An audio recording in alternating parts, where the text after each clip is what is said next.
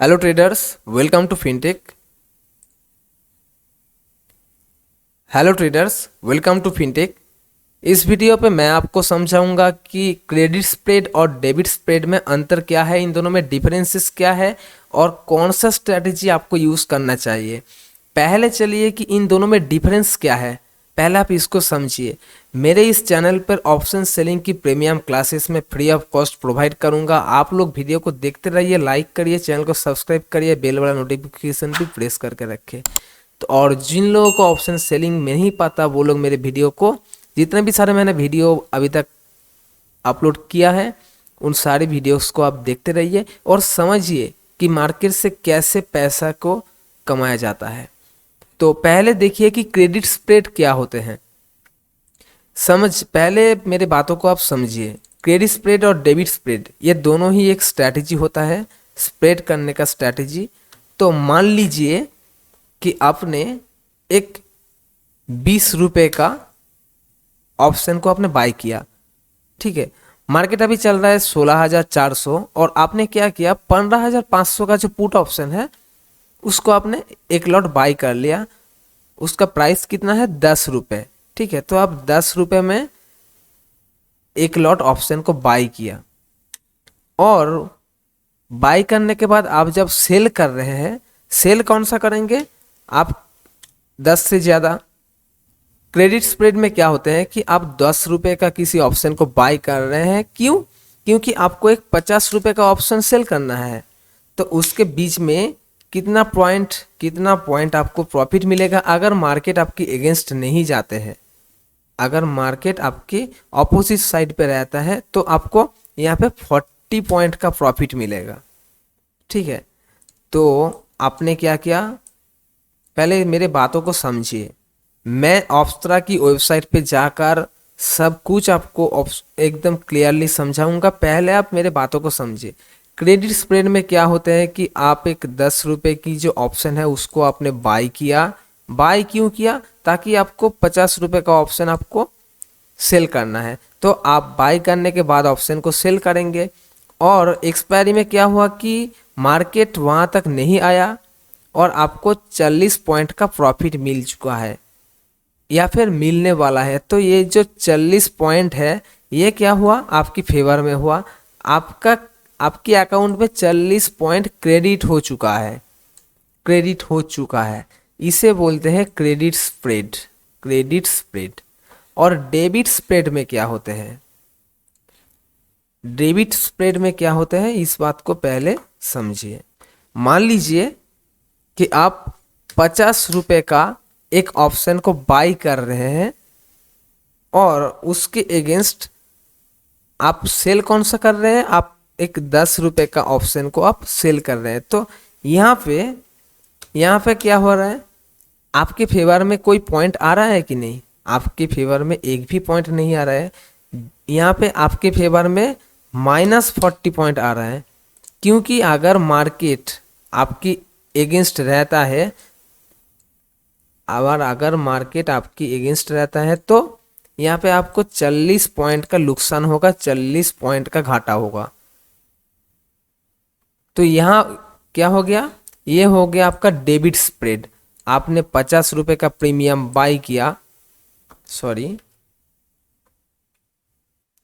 यहाँ पे आप 50 रुपये का जो प्रीमियम है उसको आपने बाय किया, क्योंकि आपको हेज करना है और आपने हेज करने के लिए जो सेलिंग किया वो उसका प्रीमियम है 10 रुपये। तो बाइंग से सेलिंग जब आप माइनस करेंगे तो आ गया 40 पॉइंट। तो आपका 40 पॉइंट लॉस होने का संभावना है। इसमें रिस्क रेशियो भी बहुत ख़राब होता है डेबिट स्प्रेड में। लेकिन पहले आपको देखना पड़ेगा कि कौन सा अच्छा है और मार्केट में कौन सी स्ट्रेटजी से पैसा बनता है।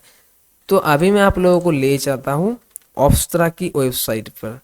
देखिए मैं अभी आ चुका हूँ ऑप्स्ट्रा डिफाइनेज, और अभी मार्केट कहाँ पे चल रहा है देख लीजिए। पहले मार्केट अभी चल रहा है 16,400। देखिए आप ऑप्शन सेल करें या फिर ऑप्शन बाय करें, पहले आपका एक मोटिव रहना चाहिए कि मार्केट ऊपर जाएगा या फिर मार्केट नीचे आएगा। इंट्राडे बेसिस पर नहीं, क्योंकि आप ऑप्शन सेल कर रहे हैं तो मतलब एक्सपायरी के बेसिस पे देखिए। तो मेरा अभी तक जो मार्केट का व्यू है, मार्केट पिछले 3 दिन 4 दिन से ऊपर से बहुत नीचे आया, ऊपर से मार्केट बहुत नीचे आया। तो मुझे ऐसा लग रहा है कि मार्केट थोड़ा बहुत ऊपर आ सकता है और ये जो ट्रेंड बन रहा है इसके ऊपर ही मार्केट जाके क्लोज देगा। तो मुझे ऐसा उम्मीद हो रहा है कि 16,700 16,800 के आसपास इस एक्सपायरी में मार्केट क्लोजिंग देगा। तो मुझे कौन सा स्ट्रेटजी यूज़ करना चाहिए? अगर मेरा उम्मीद ऐसा ही है कि मार्केट ऊपर जाके क्लोज होगा तो मैं डायरेक्टली पुट सेल करके क्रेडिट स्प्रेड करके भी पैसा कमा सकता हूँ, या फिर मैं डेबिट स्प्रेड करके भी पैसा कमा सकता हूँ, और रिस्क रिवॉर्ड मुझे मेंटेन करना पड़ेगा। तो मैं अभी आ चुका हूँ ऑप्सट्रा की वेबसाइट पर, और 12 मई का जो एक्सपायरी है उसको भी मैंने चूज़ कर लिया। उसके बाद मैं आपको क्या दिखाऊंगा, पहले मैं दिखाऊंगा क्रेडिट स्प्रेड। उसमें क्या होगा, मेरा व्यू अभी है कि मार्केट ऊपर जाएगा, तो मैं क्या करूंगा, 16,400 का 400 पे मार्केट चल रहा है और मैं करूंगा 16,100 का जो पुट ऑप्शन है उसको मैं सेल करूंगा, 16,100 का जो पुट ऑप्शन है उसको मैं सेल करूंगा। कितने लॉट पे? अभी तक एक लॉट पे, क्योंकि मेरे पास पैसा नहीं है, सिर्फ 50,000 रुपये है, तो मैं एक लॉट पे ही काम करूंगा, क्योंकि मुझे पता है जितने भी सारे बिगिनर ट्रेडर है वो 50,000 1 लाख से ही ट्रेड करते हैं। तो मैं एक लॉट से ही कम करूंगा। तो एक लॉट मैंने यहाँ पे सेलिंग ऑर्डर पे लगा दिया, और उसको हेज करने के लिए, ताकि मेरा जो मार्जिन है, अभी आप देख सकते हैं कि जो मार्जिन यहाँ पे रिक्वायर्ड है वो है 73,000, मतलब 73 ये एवरेज दिख रहा है, क्योंकि ये 1 लाख के आसपास लगेगा मुझे पता है। तो 1 लाख अगर मार्जिन लगता है तो उसको मैंने हेज करने के लिए क्या करूँगा, उससे भी मैंने 77 रुपीज़ का जो प्रीमियम है उसको मैंने सेल किया, और उसको हेज करने के लिए किसी 10 रुपये की पुट ऑप्शन को मैं बाय करूंगा। तो बाय कर रहा हूँ मैं 15,450 का पुट ऑप्शन को मैं एक लॉट पे बाय कर रहा हूँ। तो आप देख सकते हैं कि मैंने 15,500 का जो पुट ऑप्शन है, 15,450 का पुट ऑप्शन है उसको मैंने एक लॉट बाय किया, और 16,100 का जो पुट ऑप्शन है उसको मैंने एक लॉट सेल कर दिया। तो 10 रुपये और 77 रुपये, इन दोनों का जो डिफरेंस है यहाँ पे सिर्फ 66 रुपीज़ है। तो मुझे यहाँ पर 66 रुपीज़ का प्रीमियम मुझे प्रॉफिट होगा अगर मार्केट 16,100 के ऊपर क्लोज होता है। तो यहाँ पे मुझे 66 रुपीज़ का क्रेडिट हो रहा है। अगर मार्केट इसके ऊपर कहीं भी किसी भी जगह पे मार्केट क्लोज होगा तो मुझे मेरा जितने भी प्रीमियम मेरा क्रेडिट हुआ 66 रुपीज़, वो मुझे 66 रुपीज़ नहीं, सॉरी 66 पॉइंट, ठीक है। तो मेरे बातों को आप समझिए, अगर मार्केट 16,100 16,000 के ऊपर कहीं भी मार्केट क्लोज हो तो मुझे 66 पॉइंट का प्रॉफिट होगा, और मेरा प्रॉफिट होने का संभावना है 3,300 रुपये। अगर बाय चांस मार्केट और भी गिर जाता है तो मेरा अनलिमिटेड लॉस हो सकता है। अनलिमिटेड नहीं, सॉरी, जितना भी लॉस है वो बहुत है, क्योंकि मेरा लॉस होने का संभावना है सिर्फ 85%। अगर मेरा लॉस फुल लॉस पे मैं चला गया तो मुझे 29,000 लॉस होगा। मेरा जो टोटल मार्जिन यहाँ पे प्रीमियम मुझे दे पड़ रहा है वो है 34,000, और यहाँ पे मुझे 30,000 लॉस हो सकता है। तो मैं क्या करूँगा? ये स्ट्रैटेजी क्या अच्छा है प्रॉफिट करने के लिए? नहीं, एकदम नहीं, क्योंकि इसमें रिस्क रेशियो गलत है। इसमें रिस्क रेशियो है 1:11, 1:0.11, मतलब मुझे जितना प्रॉफिट होने का चांस है उससे 10 गुण लॉस होने का चांसेस है। तो मुझे ये स्ट्रैटेजी एकदम यूज़ नहीं करना चाहिए, क्योंकि यहाँ पे मुझे लॉस से ज़्यादा प्रॉफिट से ज़्यादा लॉस होने का संभावना है। तो मुझे क्या करना चाहिए? डेबिट स्प्रेड क्या होते हैं वो भी समझिए, उसके बाद ही आपको पता चल जाएगा कि कौन सा स्ट्रैटेजी यूज़ करना चाहिए। डेबिट स्प्रेड में क्या होते हैं? मेरा व्यू, मैंने क्या बोला कि मार्केट ऊपर जाके क्लोज होगा, तो मार्केट चल रहा है 16,400। मैं जो एट द मनी का प्रीमियम है, एट द मनी एकदम 16,400 का जो कॉल ऑप्शन है उसको मैं एक लॉट करूंगा बाई। 16,100 का कॉल ऑप्शन, उसे मैं एक लॉट बाय कर रहा हूँ और उसकी 50%, 186 प्राइस है, उसके 50% प्राइस डाउन, प्राइस बिलो, मतलब 80 के आसपास, 70 के आसपास, हाँ ये रहा 76 रुपीज़।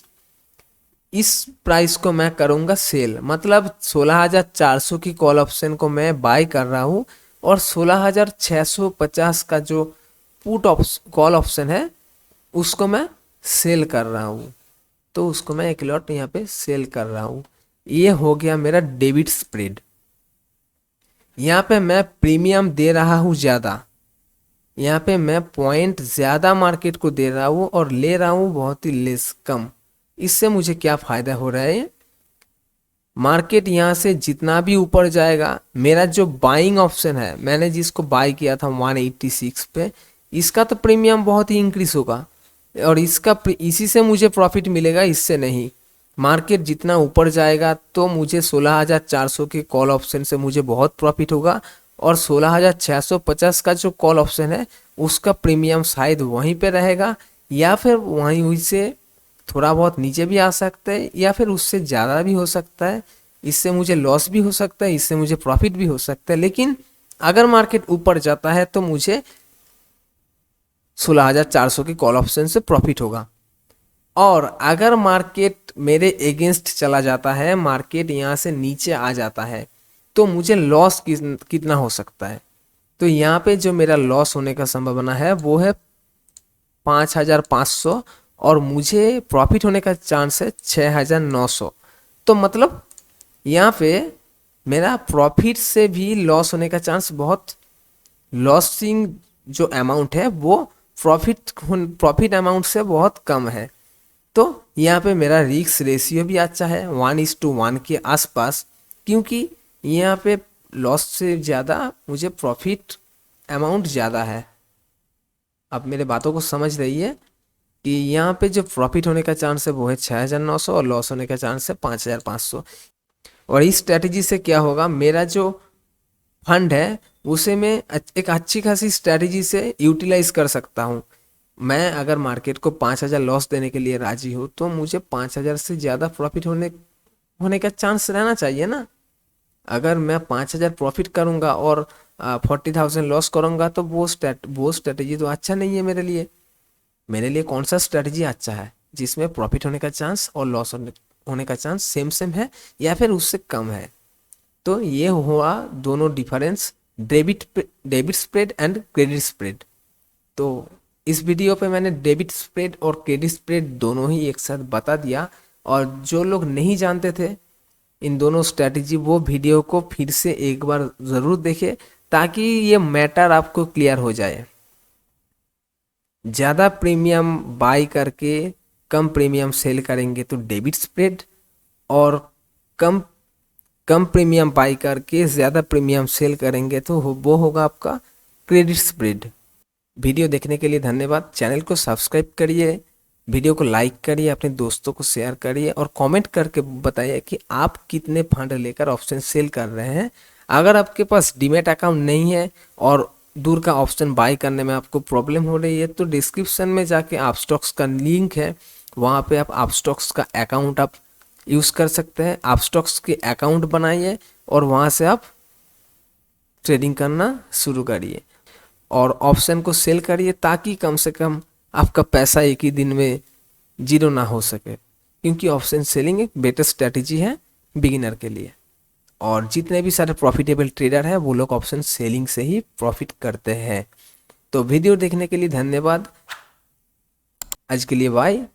और मैं नेक्स्ट जो वीडियो लाऊंगा वो है आयरन फ्लाई स्ट्रैटेजी के ऊपर, और एक्सपायरी के दिन आयरन फ्लाई स्ट्रैटेजी कैसे काम करते हैं वो मैं इस वीडियो पे बताऊंगा। ठीक है।